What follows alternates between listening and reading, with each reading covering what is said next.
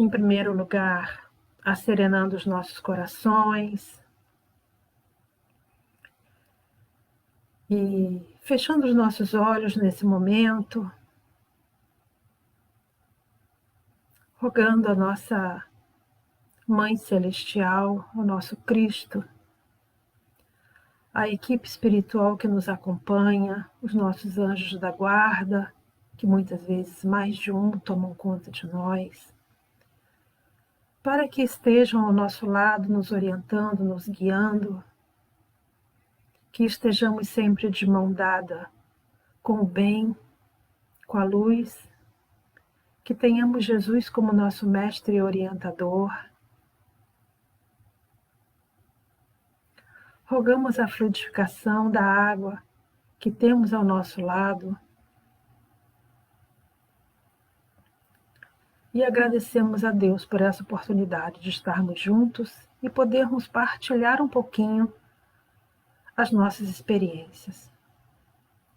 Que o Cristo esteja conosco, amparando o nosso país, o nosso planeta, num momento com tantas dificuldades, que não percamos a fé em momento algum.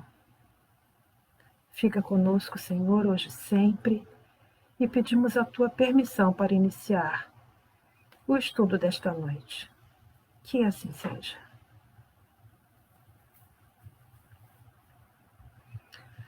Meus amigos queridos, hoje nós vamos falar sobre a multiplicação dos pães. Um dos milagres de Jesus, não é, que foi escrito nos evangelhos de Mateus, Marcos, Lucas e João, guardando assim a sua devida proporção de diferenças, né, entre formas de transmitir a mensagem de cada um. Nós retiramos alguns trechos desses ensinamentos, né? E vamos passar um pouquinho para vocês hoje sobre como se deu esse milagre e qual é o principal ensinamento que ele tem para nos passar. Porque tudo que Jesus fez, cada passo dado, cada palavra dita, cada gesto feito, teve a sua significação e a sua intenção de nos deixar algum ensinamento. Então, quando Jesus andava pelas paragens daqueles tempos, não é? Ele, em algum momento, estava ali perto do lago de Genezaré, né, o Mar da Galileia, e ele soube da morte de João Batista. Ele soube que João Batista havia sido executado.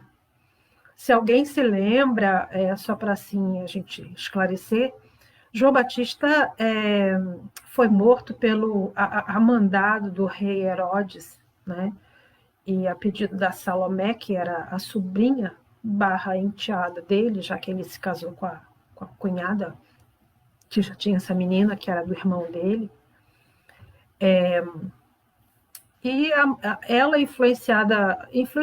instigada pela mãe, porque ela era um coração puro, a Salomé, mas instigada pela mãe, a rainha Herodes, eu não sei bem como falo, essa mulher era uma mulher muito perversa, e por uma questão de vingança, ela mandou decapitar João Batista. Os judeus, naquela época, eles ungiam os corpos, né? Então o corpo tinha que estar completamente inteiro para poder, na crença deles, fazer o enterro. Então, quando Jesus ficou sabendo da morte tão violenta de João Batista, que ele foi decapitado e tudo, ele ficou muito triste. Até porque ele tinha uma relação de muito amor com esse primo, né? O João Batista batizou ele nas águas do Rio Jordão, aquela coisa toda, né? E ele ficou muito triste e ele resolveu atravessar o lago, pegar um barco, atravessar o lago e buscar um pouco de solidão, um pouco de sossego, porque ele vivia sempre cercado, já estava processando os milagres e tudo mais, né? Então ele era sempre muito procurado. E ele resolveu ter aquele 1 minuto de, como é que eu vou dizer, de solitude, né? De solidão que a gente precisa para processar a notícia, para processar a dor dele. Ele precisava se isolar um pouco. Então ele pegou o barco e saiu para a outra margem do lago. A única coisa que ele não contava é que, enquanto ele atravessava, a multidão ia circundando o lago. O lago era muito grande, né? É muito grande. Ia circundando e acompanhando ele de uma certa maneira. Então, assim que ele chegou do outro lado, a última coisa que ele esteve foi sozinho, porque ao redor haviam pequenos vilarejos e tal, e o povo, tudo era muito de boca a boca, né? E o povo ia seguindo de boca a boca pela terra, e seguindo, seguindo, seguindo. Quando o barco chegou do outro lado, ele se deparou com aquela multidão toda. E aí, Jesus, né? É Jesus. Então, ele, hoje diríamos assim, que ele guardou a dor dele no bolso e foi cuidar da dor do outro, né? Porque quando ele desceu e viu aquela multidão toda, inclusive alguns apóstolos, ele falou: não, agora não tenho mais direito de ficar sozinho, eu vou ajudar essas pessoas, porque havia muita dor, muita gente sofrendo, pessoas com problema de fala, audição, visão, paralíticos e todo tipo de dor, né? Dor emocional, espiritual, o que eles chamavam na época de endemoniados. Então tinha assim muita gente pedindo ajuda dele, né? E eles trabalharam o dia inteiro, ele e os apóstolos. Trabalharam, ajudaram as pessoas de todas as formas. E quando a noite foi se aproximando, os apóstolos, né, ficaram preocupados, chegaram até ele e disseram: mestre, esse lugar é muito deserto e a hora já é passada. Despede essa multidão e solicita que eles voltem às aldeias para comer alguma coisa. Esse povo passou o dia inteiro aqui recebendo os benefícios, a maioria não conseguiu, porque era muito mais gente do que eles davam conta, né? E não tem, eles estão com fome. E aqui não tem nada para a gente comprar, para comer, para nada. Aí Jesus falou assim: não, como nós vamos mandar essas pessoas irem embora, né? Eles não precisam ir. Dai-lhes vós de comer. O que tendes? E os discípulos se entreolharam e falaram: quase nada. O que sobrou que nós temos é aqui 5 pães e 2 peixes. Nada mais que isso. E os registros históricos falam que havia uma média de 4.000 pessoas nessa região pedindo ajuda. Com 4.000 pessoas ali, 5 pães e 2 peixes não bastavam, né? Não bastavam para nós, porque para Jesus bastava. Então, ele ordenou que o povo se sentasse na grama, tomou, simbolicamente, tomou os 5 pães e os 2 peixes, olhou para o alto, olhou para o céu, agradeceu e partiu os pães. E nesse momento eles se multiplicaram ao ponto de alimentar toda essa multidão. E ele pediu aos discípulos: vão e alimentem essas pessoas, porque a hora é essa, né? E ainda sobrou, todos comeram e ainda sobrou. Dizem que sobraram mais ou menos 12 cestos repletos de pão, né? Então, diante de tantos milagres que Jesus fez, esse só foi mais um, entre aspas, né? Porque nós estamos dando assim a importância que isso tem nos dias atuais. A gente sabe que Jesus fez muita coisa, né? Transformou água em vinho e etc. Mas o que me chamou a atenção aqui, quando eu li essa passagem, foi que com uma única frase, Jesus deixou para nós o ensinamento que mais de 2000 anos depois ainda nos serve. Ele disse assim: o povo não precisa ir, dai-lhe vós de comer o que tendes. Então ele pergunta aos discípulos: o que é que vocês têm? A partir daquele pouquinho de comida, ele multiplicou. E quando ele pergunta o que tendes, a pergunta denuncia a necessidade de algum concurso para o serviço da multiplicação. Teria o mestre conseguido tanto se ele não tivesse recurso algum? Claro, ele era o Cristo. Só que a lição é exatamente essa. Contando com a colaboração dos apóstolos, do pouquinho que eles puderam dar, ele conseguiu multiplicar aquilo tudo.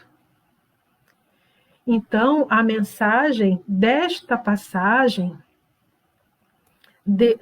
ela ressalta a necessidade da nossa cooperação para que os milagres na nossa vida aconteçam. Nós queremos milagres, nós queremos soluções, mas será que nós temos ofertado ao Cristo um pouco de pão e um pouco de peixe? Será? Não é? Nós queremos tanta coisa, não é? Nós queremos, vamos supor, a felicidade. Todo mundo quer ser feliz.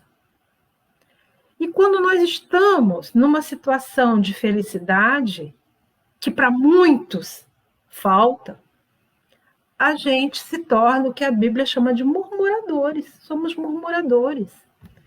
Porque a gente tem um carro que é 2, que tem um apartamento que é 2. A gente tem o teto, o alimento, a família, a saúde, que hoje em dia é uma preciosidade, mas a gente quer mais. A gente acha pouco, né? A gratidão seria o oposto desse murmúrio, né? Então seria a forma de nós darmos a Jesus o nosso quinhão do pão e do peixe, porque aí as coisas se multiplicariam. Nós temos hoje, por exemplo, uma necessidade enorme de paz. Eu ontem estava conversando com um grupo de estudo sobre isso.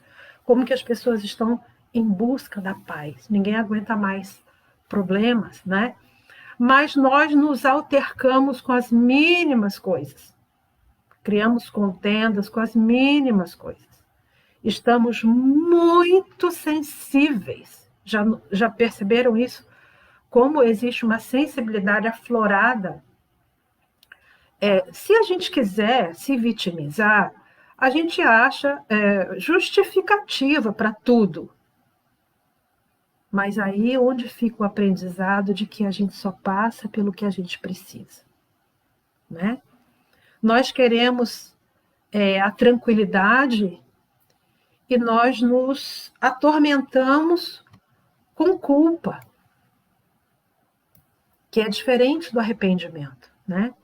O arrependimento é você entender o erro, aceitar que errou e se prontificar a não repetir. A culpa é diferente. É a gente ficar sofrendo naquela situação, não se perdoar e não perdoar o outro. E qual seria o nosso quinhão, né, de colaboração? É estarmos mais prontos para, diante da dificuldade que venha. Eu vou compartilhar com vocês, só para ilustrar, uma experiência pessoal, em termos de tranquilidade, né, que me faltou no momento que eu tive o diagnóstico de Covid. Me faltou tranquilidade, me faltou equilíbrio. E eu me vi diante de uma situação de medo. Eu passei talvez 2 dias assim com muito medo. Depois, a gente sempre tem o concurso do plano espiritual, né? Sempre tem. E aí alguém deve ter soprado no meu ouvido. Tá com medo de quê? E eu comecei a me perguntar, deitada na cama. Realmente está com medo de quê? De morrer? Me poupe, né? Me poupe. Já morri tantas vezes, estou com medo de morrer de novo. Aí vem o ego, né? E o ego fala assim: não é, você não está com medo de morrer, porque imagina, eu sou espírita, né? Mas estava assim: eu estou com medo de sofrer. Isso era um medo real. Aí depois eu pensei: tá, com medo de sofrer. E aonde fica a fé? Aonde está a minha fé? Aquelazinha que Jesus falou que, nossa, se fosse metade do tamanho de um grão de mostarda já teria me ajudado.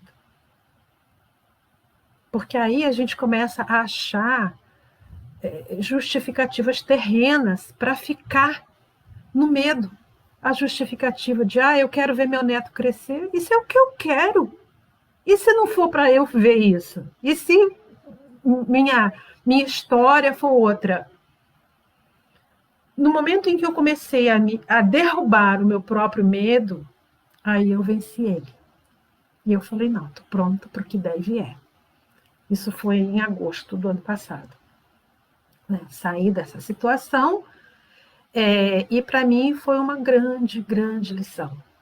Do quanto a gente, como dizia o Chico, né? A gente nunca está de mala pronta, mas a gente precisa começar a arrumar essa malinha. Porque a única certeza que a gente tem é que a gente vai sair daqui para uma outra vida. E esperamos que seja muito melhor, né? Então, o quinhão do pão e do peixe que eu dei aquele dia ao Cristo, ao plano espiritual, para me ajudar, foi a autoanálise, recuperar a minha fé, ter a humildade de entender aonde eu errei, aonde eu fraquejei na minha fé e recuperá-la. E é uma sensação muito boa, não é? A gente fica também querendo mudanças. Nossa, o mundo tem que melhorar. Nossa, está tudo tão difícil, isso tem que melhorar. Ele vai melhorar, porque a lei do progresso é inevitável. O mundo vai passar para um mundo de provas e expiações para um mundo de regeneração. Isso é fato. Agora, qual é a quantidade de pão e peixe que nós estamos dando para fazermos parte dessa mudança? O quanto nós ficamos de braços cruzados e não nos engajamos naquilo que nós acreditamos. Não é? Então, a mudança, ela vem, como se diz, é uma porta que se abre de dentro para fora.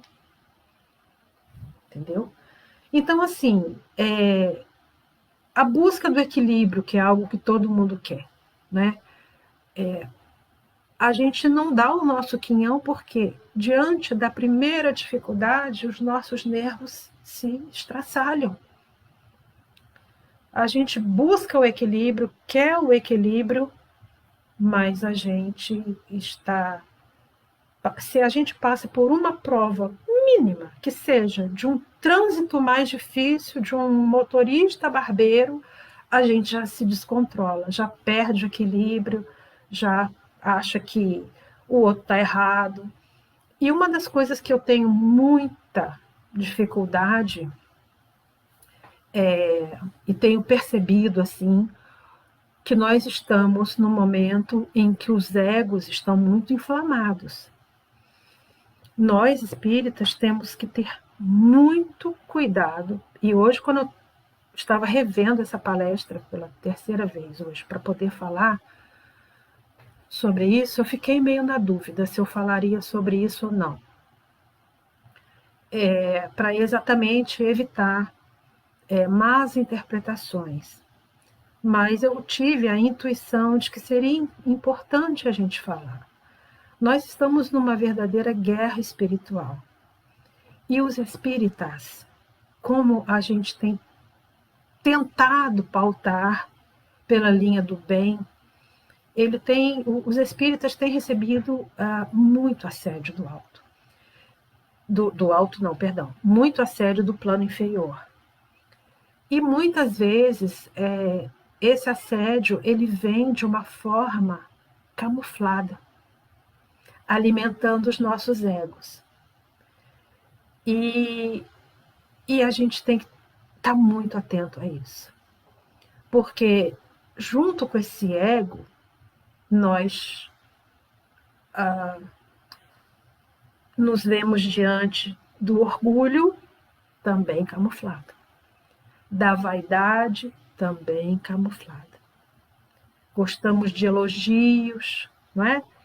E a coisa porque a gente pensa que o plano espiritual inferior é burrinho, não é? Não, ele é muito inteligente.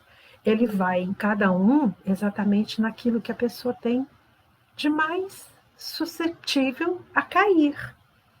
Então, muitas vezes os nossos egos dizem assim: nossa, que pena que eu estou de fulano. Fulano não consegue acordar para a realidade. Qual a realidade? Não é? Eu creio em algo. E eu tenho uma soberba tão grande que eu acho que a pessoa que não pensa como eu tem que pensar. Olha o plano inferior agindo em nós. Então, não é que a gente não deva lutar pelos nossos pontos de vista, mas respeitar e, acima de tudo, não se vitimizar quando alguém pensa diferente da gente, do tipo, eu sou vitimizar no sentido de eu sou uma pessoa que está navegando sozinha nesse barco, então, assim, ninguém vem junto comigo, sabe? Vou me retirar, vou sair, não quero saber. Já é uma forma da gente trabalhar a nossa soberba. Então, isso é um alerta que eu recebi hoje. Não sei porquê, nem sei como, nem sei em que a gente pode usar. Mas nesse momento em que a gente precisa passar para o Cristo o nosso quinhão de encarnado, para que o milagre da nossa evolução aconteça, a gente vai ter que se despir dos nossos defeitos. A gente vai hoje dormir e amanhã acordar diferente? Não. Mas no momento em que a gente se conhece e aceita que temos vaidade, que somos vaidosos, que somos arrogantes, a gente começa esperamos que a gente comece a trabalhar em cima de uma nova proposta. Porque, gente, olha, a hora que a gente desencarnar aqui, e tá batendo na porta de todo mundo, né? Que mundo que a gente quer ir? Para onde que a gente quer ir? Eu gostaria muito de voltar para a Terra regenerada. Ou ir para algum outro lugar que também esteja assim, porque tá difícil a coisa por aqui, né? Tá difícil. Agora, tá difícil porque nós fizemos ficar difícil, né? A gente busca muitas vezes o desequilíbrio de forma, digamos, inconsciente. Quando eu me atento demais a noticiários de TV que fazem questão de só dar notícia ruim, né? Quando eu entro num ambiente de fofoca, quando eu vou em minúcias desnecessárias, né? As redes sociais hoje estão aí para provar isso, que às vezes, muitas vezes a gente entra em minúcias desnecessárias. Então, assim, o que a gente pode fazer, né? Em, dentro da nossa realidade, né? Porque a gente vive num mundo material, dentro da nossa realidade, como que a gente pode se ajudar para ser ajudado, ou ajudar ao plano maior para que eles nos ajudem.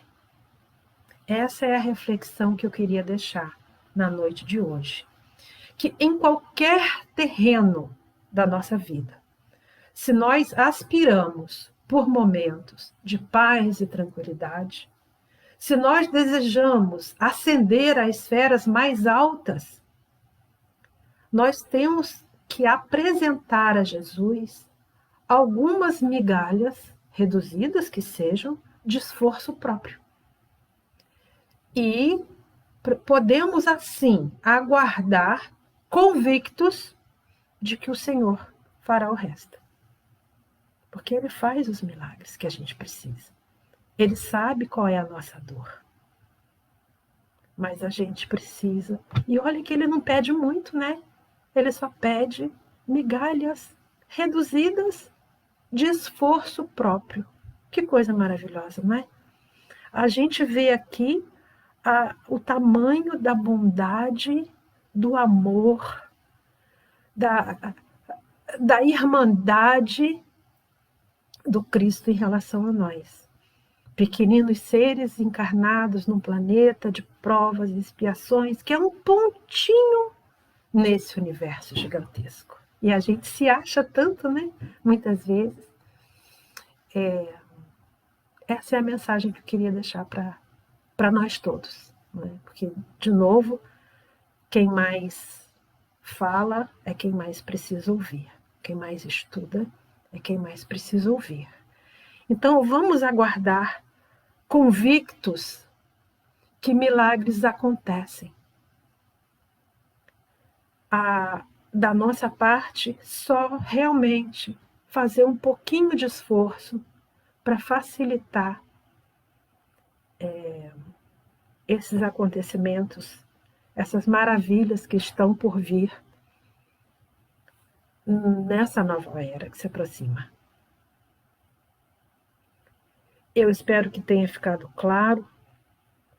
Eu entrei hoje aqui com um pouquinho de estresse. A Ju, para variar, que foi que me deu a salvação, e o meu filho, que está lá do outro lado do planeta, que levantou da cama e me ajudou também numa coisa técnica aqui do Facebook.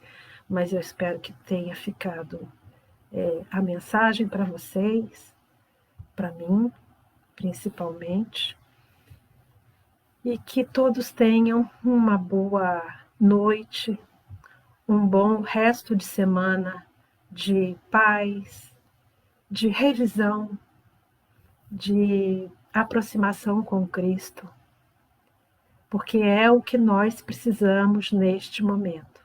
Nunca na história desse planeta o orai e o vigiai foi tão importante. Orai muito, vigiai mais ainda. Que todos tenham uma noite de paz, de harmonia. Vamos encerrar com uma prece, né? Eu acho que vai ajudar nós todos. Então, vamos conectar os nossos corações com o alto, com o nosso anjo da guarda, rogar por todos os que amamos e por todos os que ainda não conseguimos amar. Rogar por todos os encarnados e desencarnados neste planeta. Rogar por todos que em algum cantinho deste mundo esteja em sofrimento, seja ele físico, espiritual, emocional. Que a mão do Cristo se estenda sobre o planeta Terra que a Virgem Maria o cubra com seu manto azul de luz e envie para nós os fluidos renovadores que precisamos para seguir a nossa jornada, com honra, com fé, com dignidade, errando e aprendendo, e não errando de novo, e aprendendo com outros novos erros, tropeçando e levantando. Encerrando com a prece que Jesus nos ensinou: Pai nosso que estás nos céus, santificado seja o vosso nome. Venha a nós o vosso reino, seja feita a vossa vontade, assim na terra, como ela é feita nos céus. O pão nosso de cada dia nos dai hoje. Perdoai, Senhor, as nossas dívidas e nos ajude a perdoar os nossos devedores. Não nos deixes cair em tentações e livra-nos, Pai, de todos os males. Que assim seja, graças a Deus. Uma boa noite a todos, fiquem com Deus, fiquem na paz, que Jesus nos abençoe. Um grande abraço.